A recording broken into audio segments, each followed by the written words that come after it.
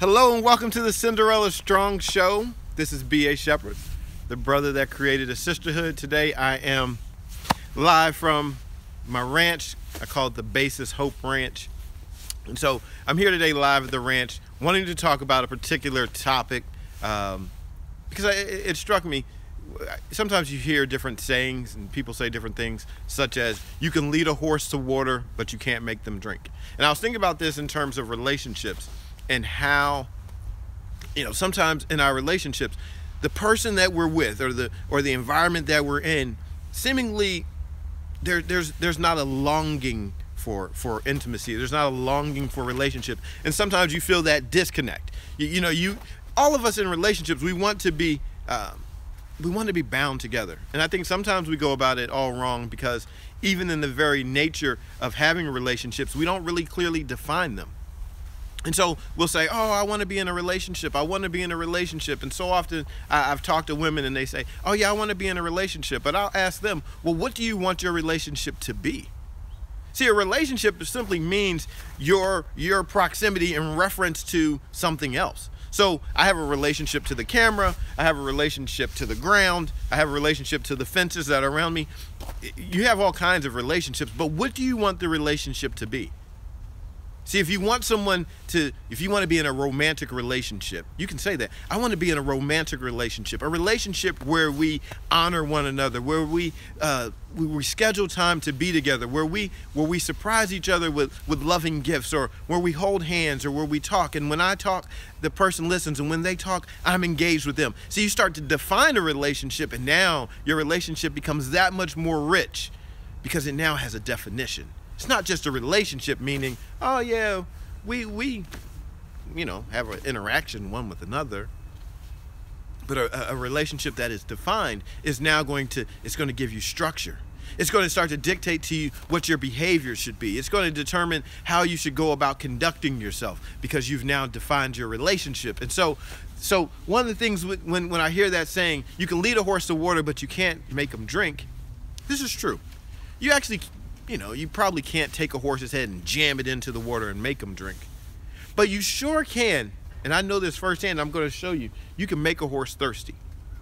There are things that you can do. You can't make them drink, but you can create thirst. You can create that desire for them to desire to drink water.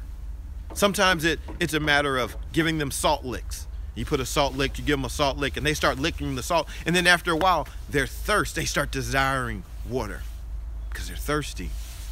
Or maybe it's a particular kind of hay they're eating. The hay they're eating might dry their mouth out a little bit, and so now they're looking for water.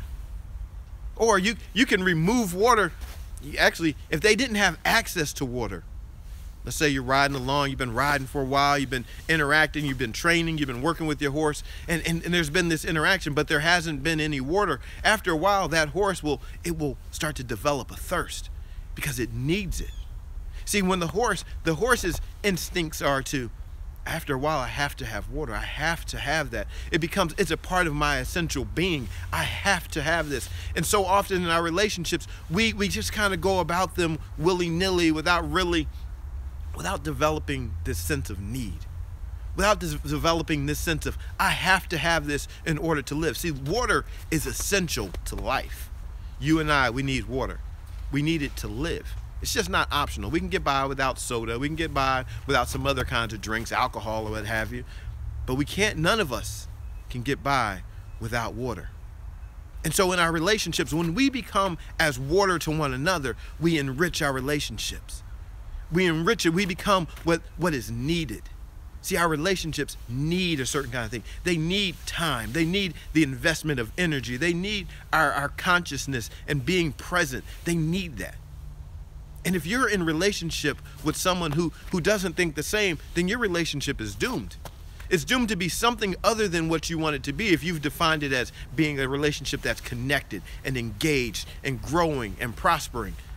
If there's not a need, if there's not that I need to have this connection, if there's not that I need to have these moments with you, I need to have this communication where our communication channels are open and I'm listening to you and you're listening to me and we're exchanging ideas. If there's not that passion, then our relationships are bound to fail. They're bound to crumble. So what I'm going to do here in a second, and hopefully none of the horses knock over the camera. I'm going to move it back a little bit. But you'll see me. I'm going to walk up and open the gate, and then from there, you just watch what happens with the horses. Let me put it this way. All right. All right. So I'm gonna walk over.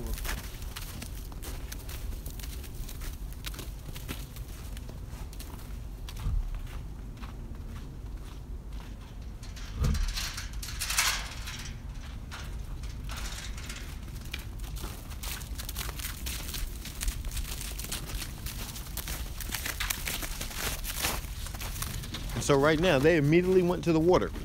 There's hay. I have hay. There's hay out there that I'm getting ready to walk out to the field. But they didn't go to the hay first. They immediately went to the water first.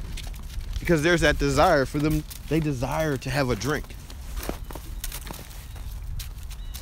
No, I didn't have to force them. I didn't tell them, hey, go get something to drink. No. Because their instinct was, I need this. So they're going to go for it because they need it. It's what their need is. And so that need, now it created that attraction for them to have something to drink.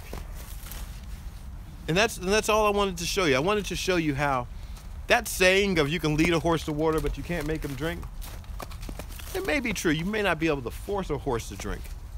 But if you give them the desire, if you create an atmosphere of desire, they drink on their own. So hopefully this is something you can apply to your relationships, apply to those that you interact with, and prosper from it. Thanks for watching. I'll let you check out the horses for a little bit. That right there, that's Sandy. Now they're going over to the hay, which I need to walk out to the field before they tear it all up. All right, let me shut this down. All right, see you later.